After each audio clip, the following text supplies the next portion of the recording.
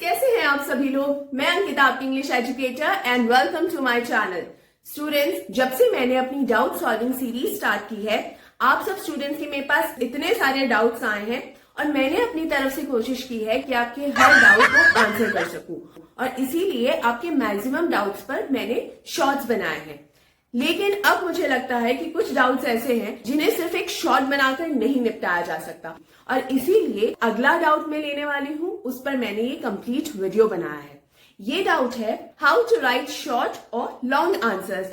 किस तरीके से हमें शॉर्ट आंसर लिखना चाहिए, किस तरीके से लॉन्ग आंसर लिखना चाहिए, कौन कौन से वो पॉइंट्स हैं जिन्हें हमें शामिल करना चाहिए, किस तरीके के पॉइंट्स को हम हटा सकते हैं। ये सारे के सारे पॉइंट्स जो हैं वो मैंने आज के इस वीडियो में कवर करे हैं। तो बिना अपना टाइम वेस्ट किए हम सीधे टॉपिक पे चलते हैं। First point, what to write, यानी लिखना क्या है आंसर में। अगर शॉर्ट आंसर लिख रहे हो तो ध्यान में रखना है कि वो कंसाइज होना चाहिए। कंसाइज का मतलब होता है कम शब्दों में पूरी बात कह देना, एकदम क्लैरिटी के साथ। अगर लॉन्ग आंसर्स लिख रहे हैं तो उसे पूरा एक्सप्लेन कीजिए, उसका एक्सप्लेनेशन प्रॉपर होना चाहिए। अब अगर तुम लोग सोच रहे हो कि मैम कंसाइज और एक्सप्लेन ये आपने बता दिया, ये तो हमें भी पता है कि शॉर्ट आंसर को शॉर्ट में लिखना है, लॉन्ग आंसर को एक्सप्लेन करके लिखना है, लेकिन कैसे, हाउ। तो वो हाउ समझने के लिए आप ये समझे, keywords, most important words given in your chapters. यानी चाहे आप कोर्स ए के स्टूडेंट्स हैं या कोर्स बी के, आपको ध्यान रखना है अपने चैप्टर्स में दिए गए कुछ important keywords. For example, course A के स्टूडेंट्स जो हैं उनकी एलआर बुक में एक चैप्टर है द लेटर। कोर्स बी के जो स्टूडेंट्स हैं उनकी जो फुटप्रिंट्स बुक है, फुटप्रिंट्स विदाउट फीट, उसमें एक चैप्टर है द थीफ्स स्टोरी। इन दोनों ही चैप्टर में जो सबसे इंपॉर्टेंट वर्ड है, कीवर्ड, वो है ट्रांसफॉर्मेशन। यानी पूरी स्टोरी का जो एक आइडिया निकल कर आता है वो इसी शब्द से निकल कर आता है। अब ट्रांसफॉर्मेशन का मतलब होता है कि बदलाव, रूपांतरण, ठीक है, किसी में कोई चेंज आना। वो चेंज पॉजिटिव भी हो सकता है, नेगेटिव भी हो सकता है, लेकिन इन दोनों ही चैप्टर्स में वो पॉजिटिव चेंज की ही बात करी है कि सुधार या बेहतरी के लिए कोई बदलाव आना ट्रांसफॉर्मेशन है इन दोनों ही चैप्टर्स के अंदर, राइट। तो चाहे द लेटर चैप्टर हो या द थीफ्स स्टोरी, इन दोनों में ही जो मेन कैरेक्टर्स हैं, चाहे पिता का कैरेक्टर हो या हरी सिंह का कैरेक्टर हो, इनमें जो पर्सनालिटीज में जो चेंजेस आए हैं उसे हम ट्रांसफॉर्मेशन इस शब्द से ही एक्सप्लेन करें। It gives the clear meaning, clear idea. अब ये तो ट्रांसफॉर्मेशन मैंने तुम लोगों को एक वर्ड बताया है, हर चैप्टर में ऐसे 3 से 4 कुछ इंपॉर्टेंट कीवर्ड्स होते हैं। अगर उसे ध्यान में रखा जाएगा तो आपके लिए आंसर किन वर्ड्स के इर्द गिर्द फ्रेम करना है, किन चीजों को मेजरली ध्यान रखना है, तुम लोगों को अच्छे से याद रहेगा। Next point is short to long और लॉन्ग टू शॉर्ट आंसर्स। ऐसे बहुत सारे क्वेश्चंस होते हैं जो हम शॉर्ट आंसर के हिसाब से प्रिपेयर कर लेते हैं, लेकिन हमारा असली मोह तब हो जाता है जब वही सेम क्वेश्चन हमारे एग्जाम में पेपर में आता है लेकिन लॉन्ग आंसर टाइप में, तो वो हमारे लिए फुल ऑन सरप्राइज हो जाता है। यूजुअली जब हम शॉर्ट आंसर्स लिख रहे होते हैं तो हम किस तरीके के क्वेश्चंस को आंसर करते हैं, what, why, where, how, usually इस तरीके के क्वेश्चंस को आंसर करते हैं। फॉर एग्जाम्पल, अगर एक शॉर्ट क्वेश्चन आ गया है आपके पास, वेयर आर यू गोइंग, तो आप क्या आंसर दे दोगे, जहां भी आप जा रहे हो उस जगह का नाम बता दोगे, मुंबई, दिल्ली, मार्केट, तो यहां पर आंसर खत्म हो गया। सेम क्वेश्चन लॉन्ग आंसर में आ जाए तो क्या करोगे, वेयर आर यू गोइंग, अरे मार्केट ही जा रही हूं। अब सिर्फ इस मार्केट, इस वर्ड को 5 नंबर 6 नंबर का कैसे करोगे, उसमें 10 नंबर का कहां से क्या क्या लिख डालोगे, उसके अंदर आपको रीजंस बताने होंगे। यानी ये व्हाट, व्हाई, वेयर, ये सारे आंसर्स आपको अपने आप से लिखने होंगे। इंपॉर्टेंस कैसे देनी होगी, शुरुआत से। क्वेश्चन है वेयर आर यू गोइंग, तो सबसे पहले वेयर को ही भाव दीजिए, यानी मार्केट जा रही हूं। Now give the reason why are you going to the market. Maybe मेरी एक फ्रेंड की शादी है, उसके लिए मुझे ड्रेसेस खरीदनी है, खूब सारी शॉपिंग करनी है और भी बहुत कुछ खरीदना है, ठीक है। तो यहां पर आपने रीजन दिया, जस्टिफाई किया कि आप मार्केट में क्यों हो। गिव अप्रोप्रिएट रीजंस, बाकी की कोई कथा सुनाने की जरूरत नहीं है, जस्टिफाई योर आंसर। इसी तरीके से आपका आंसर जो है एक्सपेंड होगा और लॉजिकली एक्सपेंड होगा। फालतू की बात या इधर उधर के पॉइंट्स लिखकर एक की बजाय 10 पन्ने भरकर आपका अगर लगता है कि मार्क्स स्कोर हो जाएंगे, देन आई एम सॉरी, ऐसा नहीं होगा। जो भी लिख रहे हैं मीनिंगफुल लिखना होता है और लॉजिकल वहां पर लिखना होता है। ठीक है, मेरी डाउट सॉल्विंग सीरीज में भी मुझसे एक स्टूडेंट ने इसी तरीके का एक क्वेश्चन पूछा। ये क्वेश्चन आया था कोर्स बी के चैप्टर मिचबिल द ऑटर से। मुझसे पूछा गया कि मिचबिल का जो बिहेवियर है वो कैसा था और फिर बाद में वो चेंज कैसे हो गया। नाउ ये same question previous year question paper में भी आया हुआ है, लेकिन शॉर्ट आंसर टाइप क्वेश्चन में ये आया हुआ है। लेकिन यहां जब मेरी स्टूडेंट के सामने ये क्वेश्चन हाफ ईयरली में आया तो वहां ये 5 मार्क का क्वेश्चन था। दैट मीन्स कि अब आपको एक ही क्वेश्चन को बढ़ा के लेंदी करना है। तो आप इसे कैसे आंसर करेंगे? एज इट इज इसका आंसर आपकी चैप्टर में दिया गया है, चाहे शॉर्ट क्वेश्चन का आंसर देना हो या लॉन्ग का, कोई फर्क नहीं पड़ता। रिमेंबर, कीवर्ड्स के बारे में मैंने आपको अभी भी बताया। इस चैप्टर में भी आपको उन्हीं कीवर्ड्स पर ध्यान देना है जो मिचबिल के एटीट्यूड को एक्सप्लेन करते हैं। अगर शॉर्ट आंसर लिख रहे हैं तो आप क्या लिखेंगे? Hostile, aloof, not so friendly. यही लिखा हुआ है मिचबिल के बारे में कि शुरुआत में उसका एटीट्यूड मैक्सवेल को लेकर ऐसा ही था। धीरे धीरे मिचबिल को मैक्सवेल पे ट्रस्ट हुआ था and they became friends later. तो आपको बस यही लिखना है दैट इनिशियली मिचबिल was aloof, hostile, not so friendly, but gradually develop a bond with Maxwell and they became friends, right? बस ये आपका शॉर्ट आंसर हो जाएगा। लेकिन इसे ही अगर आपको लॉन्ग आंसर लिखना है तो आपको रीजन देना होगा। Why Mitchell was hostile? Why he wasn't so friendly? Why he was so aloof? क्योंकि उसकी सराउंडिंग बिल्कुल नहीं थी। जितने भी लोग उसके आसपास थे, स्पेशली मैक्सवेल, वो उसके लिए बिल्कुल एक नया प्राणी था कि भाई ये कौन आ गया। तो आप कुछ ये जो पॉइंट्स हैं, सारे रीजंस जो हैं, पॉइंटर्स बना ले उनके, वन बाय वन उस पॉइंट को लिखें। तो पहला पॉइंट क्या हो जाएगा? Its surrounding was new. तो नई सराउंडिंग थी इसलिए वो अलूफ था, हॉस्टाइल था, बिल्कुल भी फ्रेंडली नहीं था। इसके बाद उसके एटीट्यूड के लिए आप क्या लिख सकते हैं?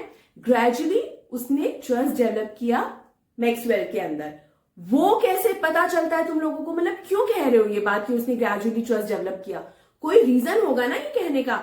इसलिए क्योंकि मैक्सवेल के साथ वो सेफ फील करता था खुद को। जब मैक्सवेल उसे नहलाने भी ले जाता था तो वो कितना एंजॉय करता था उस पानी को। He was not afraid of playing in water in front of Maxwell. तो ये हमें ये बताता है कि how much he started trusting Maxwell. फिर हमें पता चलता है उसकी क्यूरियोसिटी का, उसका क्यूरियस एटीट्यूड हमें पता कैसे चलता है? वो अपने आसपास की चीजें जिस तरीके से ऑब्जर्व किया करता था। इसके अलावा वो नए नए गेम्स भी बना लिया करता था। जैसे उसने मैक्सवेल के बैग के साथ भी जो है एक गेम खेलना शुरू कर दिया था। तो ये उसकी क्यूरियोसिटी ही थी जो अलग अलग चीजों को वो एक्सप्लोर करता रहता था। फिर हमें पता चलता है उसकी प्लेफुलनेस का, किस तरीके से जो है मिचबिल पानी को एंजॉय करता था। इतने सारे खिलौने और टॉयज थे उसके पास शेल्स भी थे जो मार्शल से ही लेकर आया था मैक्सवेल उसके लिए। पिंग पोंग बॉल्स भी थी और भी उसके पास सैकड़ों खिलौने थे, जिससे मार्बल्स भी थे जिनसे खेलना उसे बहुत पसंद आता था। तो यानी he had a playful attitude. इसके अलावा उसके प्लेफुल एटीट्यूड का पता चलता है कि जिस तरह से वो स्कूल की जो बाउंड्री वॉल है उस पर एक कोने से लेकर दूसरे कोने तक जो दौड़ लगाता था, स्पेशली इन फ्रंट ऑफ दो स्कूल चिल्ड्रन, तो उसे उसमें भी बहुत मजा आता था। तो वो उसका एक शो ऑफ वाला एटीट्यूड भी हमें समझ में आता था, तो वो इंजॉय करता था। सो इन सभी पॉइंट्स को पॉइंटर्स बना के तुम लोग लिख सकते हो। सो सेम आंसर है, एवरीथिंग इज सेम। लेकिन क्या ये मुश्किल था? बिल्कुल नहीं। एग्जैक्टली तुम लोगों के चैप्टर में ये दिया गया है। सिर्फ किस चीज का ध्यान रखना है कि शॉर्ट आंसर में तुम लोगों को एक समराइज्ड वर्जन लिखना है, समरी सी लिखनी है कीवर्ड्स को यूज कर ताकि एकदम स्पेसिफिक और क्लियर आंसर दिखाई दे। ठीक है, मीनिंगफुल और लॉजिकल दिखाई दे। सेम कीवर्ड्स को, सेम की पॉइंट्स को, नॉट जस्ट कीवर्ड्स, की पॉइंट्स को तुम्हें लॉन्ग आंसर में एक्सप्लेन करना है। That's it. ठीक है, आई होप ये अच्छे से समझ में आ गया होगा, क्योंकि ये सेकंड पॉइंट जो है वो सबसे ज्यादा इंपॉर्टेंट पॉइंट है। ठीक है, अब हम बढ़ते हैं हमारे तीसरे पॉइंट की तरफ। लेकिन उससे पहले मैं जल्दी से तुम लोगों को याद दिला दूं कि मैं तुम लोगों के लिए ग्रामर सीरीज भी जल्द ही स्टार्ट करने वाली हूं। मैं बिल्कुल नहीं भूली हूं उसे। उसके अपडेट का शॉर्ट भी मैंने बनाया था, देखा नहीं है तो देख लेना। और उसके टाइम शेड्यूल, इस पूरी सीरीज का सारा डिटेल भी मैं जल्दी तुम लोगों के साथ शेयर करने वाली हूँ। अब अगला पॉइंट है व्हाट टू बी इंक्लूडेड, यानी आंसर में क्या क्या शामिल करें। इसके लिए तुम्हें बहुत ही ज्यादा सिलेक्टिव होना पड़ेगा। चाहे शॉर्ट आंसर लिख रहे हो या लॉन्ग आंसर लिख रहे हो, तुम्हें डिसीजन लेना पड़ेगा, सिलेक्टिव होना पड़ेगा कि चैप्टर में से किन किन इंपॉर्टेंट पॉइंट्स को तुम्हें अपने आंसर में शामिल करना है। अगर लॉन्ग आंसर लिख रहे हैं तो जितने भी उस क्वेश्चन से रिलेटेड इंपॉर्टेंट पॉइंट्स हैं उन्हें लिखो ऑब्वियसली। अगर शॉर्ट आंसर लिख रहे हैं, सेम क्वेश्चन अगर शॉर्ट में आ गया है, तो जितने भी इंपॉर्टेंट पॉइंट्स तुमने लॉन्ग आंसर में लिखे हैं उनमें से जो मोस्ट इंपॉर्टेंट पॉइंट्स हैं उन्हें अपने शॉर्ट आंसर में लिखना है। ऐसा नहीं कि अक्कड़ बक्कड़ करके कोई भी पॉइंट उठाया और शॉर्ट आंसर में डाल दिया। नो, शॉर्ट आंसर्स लगता है आसान है लेकिन ज्यादा मुश्किल होते हैं, क्योंकि आपके पास बहुत ज्यादा स्पेस नहीं होता है अपनी बात को एक्सप्लेन कर क्लियरली कहने का। तो ये एक स्किल होती है कम शब्दों में अपनी पूरी बात क्लियरली बता देने की, राइट। तो मेक श्योर कि आप अपने पॉइंट्स बहुत ही ध्यान से सिलेक्ट करके और फिर लिखें, और अपने आप से कोई भी रीजन नहीं देना है, अपनी मर्जी से कोई रीजन नहीं देना है। आपका हर पॉइंट, आपका हर रीजन आपके चैप्टर बेस्ड होना चाहिए। For example, dust of snow में अगर तुमसे पूछ लिया जाए कि रॉबर्ट फ्रॉस्ट का मूड ठीक कैसे हो गया, तो उसमें ये कहानी लिखने की बिल्कुल जरूरत नहीं है कि वो बहुत ही उदास था, चला जा रहा था, बैठा था, फिर अचानक से एक क्रो जो है वहां से उड़ा, हिला, इसी वजह से कुछ स्नो उस पर गिर गई और फिर उसका मूड ठीक हो गया। नहीं, इस स्टोरी को लिखकर कोई मतलब नहीं निकलेगा। You are only suppose be selective. आपको सिर्फ इतना लिखना है कि वो बहुत ही ज्यादा अपसेट था और उसी समय उसके ऊपर एक क्रो के मूवमेंट होने की वजह से कुछ डस्ट गिर गई, एक्चुअली स्नो गिर गई, जिसे डस्ट कहा गया है इस पोएम में। तो स्नो गिर जाने की वजह से उसका ध्यान डिस्ट्रैक्ट हो गया, ही वॉज डिस्ट्रैक्टेड, और उसका वो जो पेसिमिज्म है वो टूट गया, वो ब्रेक हो गया। इसलिए उसका जो नेगेटिविटी है, चूंकि वो ब्रेक हो गई तो वो पॉजिटिव हो गया और खुश हो गया। मेन पॉइंट यही है जो आपको अपने आंसर में यहां लिखना होगा, चाहे शॉर्ट है चाहे लॉन्ग है। डिफरेंस सिर्फ इतना रहेगा कि शॉर्ट आंसर में आप कीवर्ड्स को यूज कर समराइज्ड फॉर्म में लिखेंगे और लॉन्ग आंसर में उन्हीं कीवर्ड्स को यूज करके आप उन पॉइंट्स को एक्सप्लेन करेंगे। तो कीवर्ड्स की पॉइंट्स में बदल जाएंगे। Got the point? Next point is what to be excluded. Yes, हम हमेशा सोचते रहते हैं कि क्या लिखें क्या लिखें क्या लिखें, लेकिन ये भी सीखना जरूरी है कि ऐसा क्या बिल्कुल ना लिखें कि एग्जामिनर हमारे मार्क्स खुशी खुशी डिटेक्ट कर ले। जो भी अननेसेसरी इंफॉर्मेशन है, जो भी ऐसा पॉइंट है जो डायरेक्टली इनडायरेक्टली किसी भी तरीके से आपके आंसर को सपोर्ट नहीं कर रहा, चाहे शॉर्ट आंसर लिख रहे हो या लॉन्ग आंसर लिख रहे हो, बिल्कुल भी उस अननेसेसरी इंफॉर्मेशन को अपने आंसर का हिस्सा नहीं बनाए।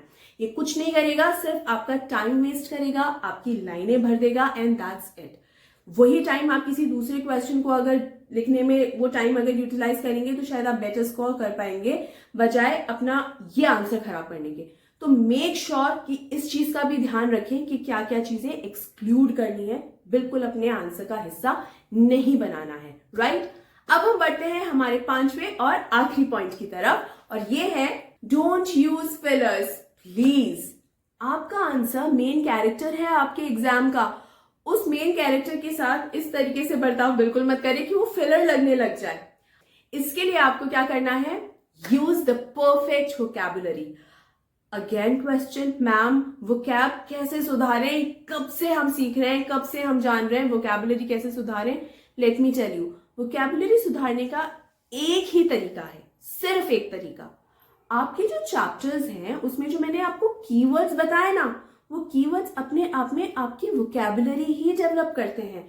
ट्रस्ट मी, 1000 लाख या करोड़ वर्ड्स आप अगर याद कर लेंगे, उनका रट्टा मार लेंगे, उससे कोई फर्क नहीं पड़ेगा अगर उनमें से कोई वर्ड आपके क्वेश्चन को आंसर करने में हेल्प नहीं कर रहा है तो।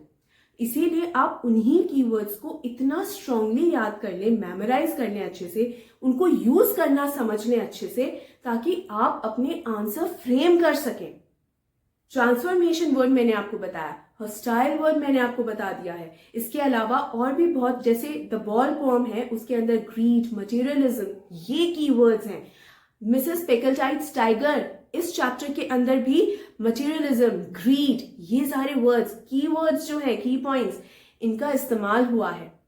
इनको इतनी अच्छे से याद कर लें, इतने अच्छे से इनका इस्तेमाल करना समझ लें, ये अपने आप में वोकैबुलरी ही तो है। वोकैबुलरी इससे कुछ अलग थोड़ी होती है। तो हमेशा अपना जो आंसर आप फिर फ्रेम करेंगे ना, तो आंसर टू द पॉइंट होगा। वो आंसर बिल्कुल इस तरीके से होगा। मिचबिल द ऑटर, उसका शुरुआत में जो एटीट्यूड था बहुत हॉस्टाइल था, क्योंकि वो एकदम नई सराउंडिंग में था, वो वहां किसी को जानता नहीं था, अपने माहौल से अलग था, इसीलिए मैक्सवेल से भी डर रहा था। इस तरीके से आपका आंसर बनेगा। अदरवाइज आपका आंसर कैसे बनेगा अगर वो कैब नहीं होगी तो? ऐसा हुआ ना कि मिचबिल क्या पहले तो वहां आया नहीं था, है ना, फिर ना वो मैक्सवेल भी नया था ना, है ना, फिर ना ऐसा हुआ कि वो जम नहीं रहा था उसको, है ना, अब ये जम नहीं रहा था, अजीब लग रहा था। Just use the word aloof, just use the word unfriendly, just use the word hostile and that's it. हो गया आपका आंसर। तो इसीलिए कीवर्ड्स आपके वोकैब का भी काम करेंगे। अपने आंसर फ्रेमिंग में, सेंटेंस स्ट्रक्चर करने में इन्हीं वर्ड्स का इस्तेमाल करें, ताकि आपका आंसर मीनिंगफुल और लॉजिकल लगे, ना कि कोई फिलर की तरह। ये थे कुछ टिप्स, कुछ ट्रिक्स आपके शॉर्ट एंड लॉन्ग आंसर लिखने के लिए। आई होप आप लोगों को ये सारे टिप्स पसंद आए होंगे, समझ में भी आए होंगे। मेक श्योर आप इन्हें अप्लाई भी जरूर से जरूर करें। आपको समझ में आएगा कि वाकई में इन टिप्स से आपको बहुत हेल्प होगी अपने फाइनल एग्जाम्स के अंदर। इसके अलावा स्टूडेंट्स, आंसर राइटिंग अपने आप में एक स्किल होती है, और इस स्किल को प्रैक्टिस के साथ डेवलप किया जाता है। ऐसा बिल्कुल नहीं होगा कि आज मैंने तुम लोगों को ये टिप्स बता दी और ओवरनाइट तुम एकदम दिग्गज हो गए। नहीं, ऐसा नहीं होगा। This is the fact, just accept it. तो आप लोगों को क्या करना है? प्रैक्टिस करनी है। प्रैक्टिस से परफेक्ट का तो पता नहीं, लेकिन आप इम्प्रूव जरूर होंगे। तो मेक श्योर अपने आप को इम्प्रूव करते रहें, और आज से ही, अभी और इसी वक्त से ही खुद को इम्प्रूव करना शुरू करें। This is the only trick. कोई शॉर्टकट मत अपनाएं, स्मार्ट वर्क करें, ताकि आप अपने आप को इम्प्रूव कर सकें, एग्जाम से बेटर स्कोर कर सकें। आई होप आपके लिए वीडियो यूजफुल रहा हो। टिप्स डेफिनेटली काम आएंगी। ऐसे और भी यूजफुल वीडियोस के लिए मेरे चैनल के साथ बने रहे। अपने डाउट्स मुझसे पूछते रहें। आपके डाउट्स के अकॉर्डिंग मैं वीडियोस, शॉर्ट्स, जैसे जो जरूरत होगी मैं वो आपके लिए बनाती रहूंगी, लाती रहूंगी। तो स्टूडेंट्स, इसी के साथ मैं इस वीडियो को एंड करती हूँ। लाइक, शेयर, सब्सक्राइब करना मत भूलिएगा। अपना ढेर सारा ध्यान रखिएगा एंड हैप्पी लर्निंग।